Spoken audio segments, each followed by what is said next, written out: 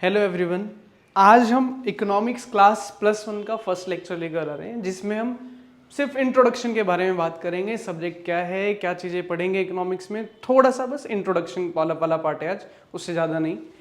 अब हम स्टार्ट करने जा रहे हैं +1 की इकोनॉमिक्स। इकोनॉमिक्स जो बच्चे +1 में आते हैं, थोड़ा सा +2 में 10th क्लास में पढ़कर आते हैं, जहाँ पर उन्हें सिर्फ इकोनॉमी के बारे में बताया जाता है, इकोनॉमिक्स का मीनिंग भी पता नहीं होता है। हम स्टार्ट करेंगे इसके ओरिजिन से, इकोनॉमिक्स कहाँ से है, इकोनॉमिक्स क्या है, हम क्या क्या पढ़ने वाले हैं। Let's start. इकोनॉमिक्स एक वर्ड है ओइकोनोमिया। ओइकोनोमिया। अब ये ओइकोनोमिया क्या है? Oikonomia is a Greek word. Oikonomia is a Greek word. ये एक ग्रीक वर्ड है और जिसका मतलब होता है management of house hold.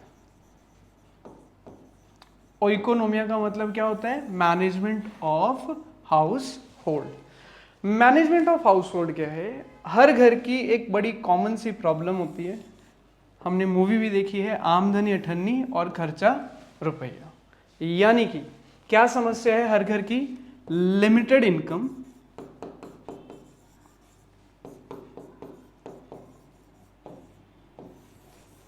And unlimited wants. Common problem हर एक घर की, लिमिटेड इनकम, अनलिमिटेड वांट्स। तो इकोनॉमिक्स यहां पर कहां से आ गई? ओइकोनोमिया का मतलब मैनेजमेंट ऑफ हाउस होल्ड, जो कि एक ग्रीक वर्ड है। मैनेजमेंट ऑफ हाउस होल्ड का मतलब क्या है? हम ये सीखते हैं कि किस तरीके से अपनी लिमिटेड इनकम को एलोकेट करेंगे, अपनी लिमिटेड इनकम को एलोकेट करना सीखेंगे इकोनॉमिक्स में, कि हमारी जो मैक्सिमम वांट्स हैं वो क्या हो जाए? सेटिस्फाइड हो जाए या फिर फुलफिल हो जाए। सेटिस्फाइड हो जाए या फिर फुलफिल हो जाए। फिर से बता रहा हूं, इकोनॉमिक्स एक ग्रीक वर्ड ओइकोनोमिया से निकला हुआ है। ओइकोनोमिया का मतलब होता है management of house hold. Management of house hold का मतलब एक common problem, limited income, unlimited wants. Economics हमें क्या समझाता है? मैनेजमेंट ऑफ हाउस होल्ड हमें क्या समझाता है? कि हम अपनी लिमिटेड इनकम को इस तरीके से डिस्ट्रीब्यूट करना सीखेंगे कि हमारी जो मैक्सिमम वांट्स है वो क्या हो जाए? फुलफिल हो जाए या फिर सेटिस्फाइड हो जाए। अब अगर थोड़ा सा इकोनॉमिक्स के पॉइंट ऑफ व्यू से पढ़ेंगे तो ये जो वर्ड मैंने लिमिटेड इनकम लिखा है ना, इसको बोलते हैं हम स्कार्स रिसोर्सेस। Scars resources. और ये जो अनलिमिटेड वांट लिखा है, इसका मतलब क्या है? Alternative uses. दैट मीन्स हम इकोनॉमिक्स में क्या सीखेंगे कि भाई हमारे जो रिसोर्सेज हैं वो क्या है? स्कार्स। स्कार्स का मतलब होता है थोड़ा, यानी कि कमी। और उनके जो यूजेस हैं वो बहुत सारे अलग अलग ऑल्टरनेटिव यूजेस होते हैं। बचपन से हमें पढ़ाया जाता है water is a scarce resource. पढ़ा जाता है water is a scarce resource. That means पानी हमारे पास बहुत थोड़ा है और उसके ऑल्टरनेटिव यूजेस हैं। मॉर्निंग में उठने से लेकर रात को सोने तक हम किसी ना किसी तरीके से पानी को यूज करते हैं अपनी लाइफ में, पर उसको मैनेज इस तरीके से किया हुआ है कि ऑलमोस्ट सबकी वो वाटर की जरूरत जो है पूरी हो रही है। दैट मीन्स वहां पर हम क्या कर रहे हैं? मैनेजमेंट कर रहे हैं। किसके थ्रू? इकोनॉमिक्स के थ्रू। अपनी उस लिमिटेड रिसोर्सेज को, यानी कि स्कार्स रिसोर्सेज को इस तरीके से एलोकेट किया है कि सुबह आपको फ्रेश होना है तो पानी मिल जाता है, खाना बनाने के लिए मिल जाता है, नहाने के लिए मिल जाता है, गाड़ी धोनी है, गार्डनिंग करनी है, रात को सोने से पहले पानी पीना है, हर एक चीज आपकी अवेलेबल होती है। पानी आपको कभी कमी नहीं पड़ी। हालांकि स्कार्स रिसोर्स है, वो क्यों पॉसिबल हो पा रहा है? इकोनॉमिक्स हमें सिखा रही है कि किस तरीके से हम अपने लिमिटेड रिसोर्सेज को फुलफिल करते हैं, यूजफुल तरीके से कर पाते हैं, मैक्सिमम वांट्स हमारी फुलफिल हो जाए। अब एक छोटा सा एग्जांपल और लेते हैं इसके ऊपर हम, इकोनॉमिक्स के ऊपर, एलोकेशन के ऊपर। सपोज एक फैमिली में फादर की इनकम है suppose to be ₹50,000 per month for example. अब ये 50,000 रुपीज इनकम, ये तो भाई रहने वाली है लिमिटेड। लिमिटेड क्यों? Because management of house hold में अभी तो पढ़ कर आए हम कि रिसोर्सेज क्या होते हैं, स्कार्स होते हैं, इनकम क्या होगी, लिमिटेड। बट इसके ना यूजेस, बहुत सारे ऑल्टरनेटिव यूजेस होते हैं इनकम में। जैसे ही सैलरी आती है वो क्या करता है, बजट बनाता है कि इस सैलरी को कहाँ कहाँ पर यूज़ करेगा। सबसे पहले बेसिक नेसेसिटी फूड, वो अपना पैसा कुछ निकाल कर रख लेता है फूड के लिए। फिर दूसरी सबसे बड़ी ज़रूरत आज के टाइम में बच्चों की एजुकेशन, तो उस 50,000 में ही वो क्या करेगा, एजुकेशन के लिए निकाल कर रख लेगा। देन उसके बाद पेट्रोल बहुत महंगा होता जा रहा है, बढ़ता जा रहा है दिन पे दिन, तो ट्रैवलिंग एक्सपेंस, गाड़ी आना जाना, उसके लिए पेट्रोल के पैसे निकालेगा। आजकल बीमारियां बहुत फैलती हैं तो उसके लिए हेल्थ से रिलेटेड वो थोड़ा बहुत पैसा निकालेगा। उसी 50,000 में देखो अलग अलग कहाँ कहाँ पर वो यूज़ कर रहा है। देन हेल्थ के बाद कुछ पैसा बचता है तो वो क्या करता है, सेविंग करता है या फिर इन्वेस्टमेंट करता है। उसके बाद कुछ बचा तो थोड़ा बहुत एंटरटेनमेंट, शॉपिंग वगैरह के लिए भी यूज़ कर लेता है। ये क्या कर रहे हैं बेसिकली हम, इनकम लिमिटेड है और ये डिफरेंट डिफरेंट यूजेस है। दैट मीन्स हम एलोकेशन ऑफ रिसोर्सेज सीख रहे हैं, एलोकेशन ऑफ रिसोर्सेज। तो पूरी माइक्रो इकोनॉमिक्स हमें यही सिखाती है कि हम किस तरीके से अपने लिमिटेड रिसोर्सेज को यूज करें कि हमारी मैक्सिमम नीड्स या मैक्सिमम वांट्स क्या हो जाएं, फुलफिल हो जाए। जैसे देखो ये 50,000 को इतनी जगह पर यूज कर लिया, लिमिटेड रिसोर्स, ऑल्टरनेटिव यूजेस। यानी कि शॉर्ट में अगर हम इकोनॉमिक्स को समझना चाहें तो इकोनॉमिक्स हमें क्या बताती है, इकोनॉमिक्स पढ़ के हम ये सीखते हैं कि किस तरीके से हम अपने लिमिटेड रिसोर्सेस यानी कि स्कार्स रिसोर्सेस को एलोकेट करें कि हमारी मैक्सिमम वांट्स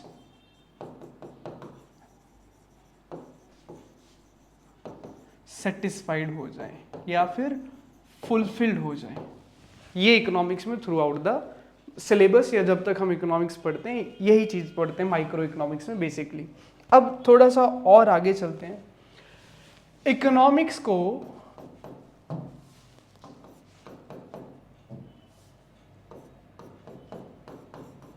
दो पार्ट्स में डिवाइड किया गया है, या यूं कह सकते हैं इकोनॉमिक्स की दो ब्रांचेस हैं।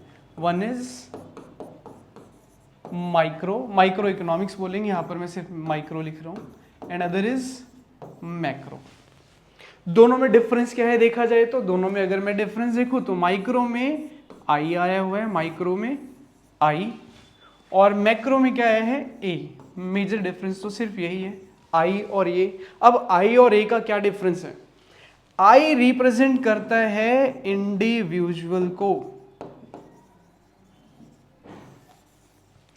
एंड ए रिप्रेजेंट करता है एग्रीगेट को, यानी कि economy as a whole. A for aggregate,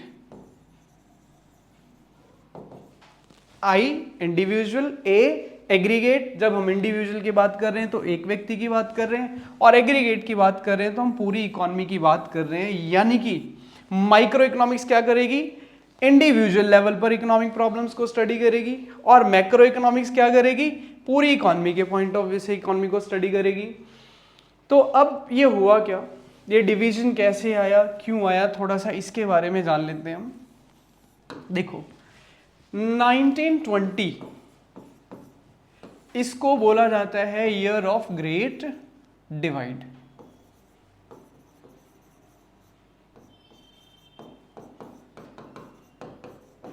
इसके पीछे एक रीजन है, जैसा कि 2020 में एक पेंडेमिक आया जिसे हमने सबने क्या जाना, कोविड।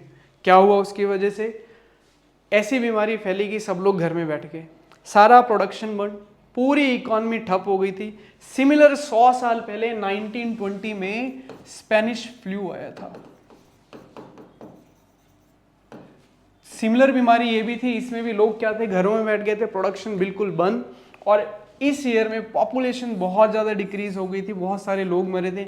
आप ये देखो कोविड में कितने सारे लोग मरे, जबकि आज बहुत एडवांस टेक्नोलॉजी है, एडवांस हेल्थ इंफ्रास्ट्रक्चर है, तो 1920 में तो क्या ही रहा होगा। इसलिए इसको great year of great divide करते हैं, बहुत सारे लोग मरे थे। अब इसका इम्पैक्ट हुआ क्या, 1920 में स्पेनिश फ्लू के बाद वर्ल्ड वाइड आया जिसे बोलते हैं हम ग्रेट डिप्रेशन। ग्रेट डिप्रेशन, ये वो वाला डिप्रेशन नहीं है जो आजकल लोग लेते हैं, ये डिप्रेशन अलग है, +1 के स्टूडेंट्स के लिए नया वर्ड है। आगे इसके ऊपर एक लेक्चर जरूर करेंगे जिसमें समझाऊंगा डिप्रेशन क्या होता है। डिप्रेशन का मतलब आप सिर्फ इतना समझो, इकोनॉमी में प्रोडक्शन बंद, अनएम्प्लॉयमेंट ज़्यादा, इन्वेस्टमेंट नहीं हो रही है, लोगों के पास जॉब नहीं है, पैसा नहीं है खाने के लिए, मतलब अनएम्प्लॉयमेंट बुरी तरीके से फैली हुई है पूरी इकोनॉमी में। तो ये डिप्रेशन ऐसा चला, बहुत लंबा चला है, पूरा वर्ल्ड डिप्रेशन में था और वर्ल्ड डिप्रेशन से बाहर नहीं आ रहा था। ओल्ड इकोनॉमिक्स जो थे, क्लासिकल इकोनॉमिक्स बोला जाता है, वो सिर्फ एक ही इकोनॉमिक्स चलती थी पहले, माइक्रो इकोनॉमिक्स। तो माइक्रो इकोनॉमिक्स की अप्रोच लगा लगा कर थक गए, पर इकोनॉमी डिप्रेशन से बाहर नहीं आई। टिल 1930 तक आते आते इकोनॉमिक्स का बुरा हाल रहा। यहां पर एक लॉर्ड केन्स इकोनॉमिस्ट हुए, इन्होंने क्या किया, इन्होंने डिवीजन दिया, कहते कि आप माइक्रो की हेल्प से मैक्रो के प्रॉब्लम्स को सॉल्व नहीं कर सकते हो, अगर मैक्रो लेवल की प्रॉब्लम्स को सॉल्व करना है तो हमें कुछ अलग करना पड़ेगा।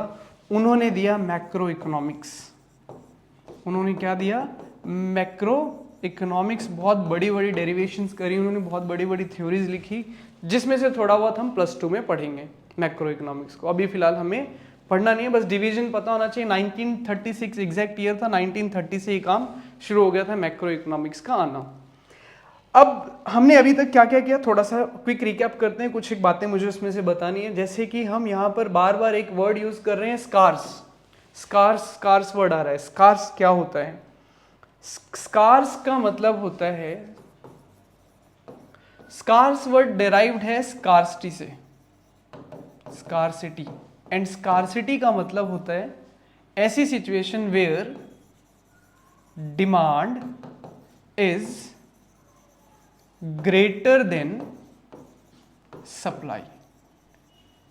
किसी भी कमोडिटी की डिमांड जब उसकी सप्लाई से ज्यादा हो जाती है तो बोला जाता है भाई कि ये रिसोर्स क्या है, स्कार्स रिसोर्स है। तो बार बार स्कार्सिटी वर्ड यूज करे जा रहे हैं। स्कार्सिटी का मतलब क्या है कि पूरे वर्ल्ड वाइड चाहे वो कितना भी डेवलप्ड नेशन हो, रिसोर्सेज तो हमेशा स्कार्स ही रहेंगे। रीजन, ह्यूमन वांट्स कभी फुलफिल नहीं होती है, एक नीड आपकी सेटिस्फाइड होती है तो दूसरी अराइज हो जाती है, इसलिए रिसोर्सेज हमेशा क्या रहने वाले हैं, स्कार्स। अब हम एक इकोनॉमिक्स की छोटी सी सिंपल सी डेफिनेशन पढ़ते हैं। इकोनॉमिक्स क्या है, देखो, economics is a subject matter that studies economic problems. Economics is a subject matter that studies economic problems. Now, economic problems ये दो लेवल पर पढ़ेगी। पहला इंडिविजुअल लेवल पर पढ़ते हैं और दूसरा economy as a whole.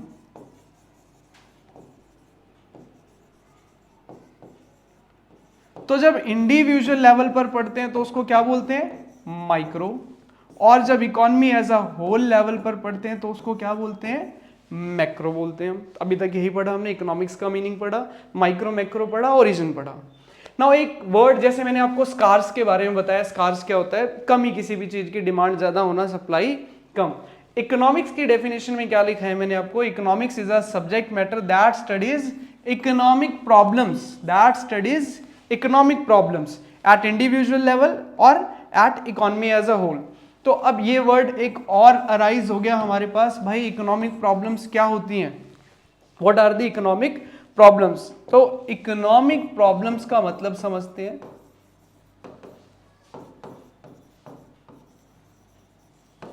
Economic problem जी दो ही हैं। नंबर 1, रिसोर्सेज आर स्कार्स, जो हमने पहले पढ़ा था बिल्कुल स्टार्टिंग में, and they have alternative uses। यही इकोनॉमिक प्रॉब्लम है।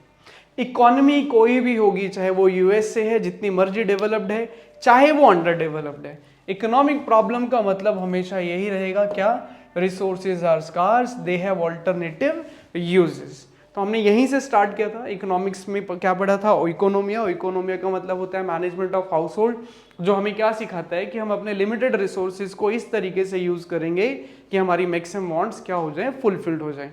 तो एक क्विक रिकैप लेते हैं फटाफट, हमने क्या क्या समझा। ये सीखा था हमने इकोनॉमिक्स, ओइकोनोमिया। ओइकोनोमिया इज ग्रीक वर्ड का मतलब मैनेजमेंट ऑफ हाउस होल्ड, कि हम अपनी लिमिटेड इनकम को किस तरीके से अपनी अनलिमिटेड वांट्स फुलफिल करने के लिए यूज करते हैं। इकोनॉमिक्स का डेफिनेशन पढ़ा हमने। तो ये ब्रीफ इंट्रोडक्शन था सब्जेक्ट के बारे में। अगले लेक्चर में हम माइक्रो इकोनॉमिक्स, मैक्रो इकोनॉमिक्स का डिफरेंस पढ़ेंगे, और भी टॉपिक पहले चैप्टर से रिलेटेड पढ़ेंगे।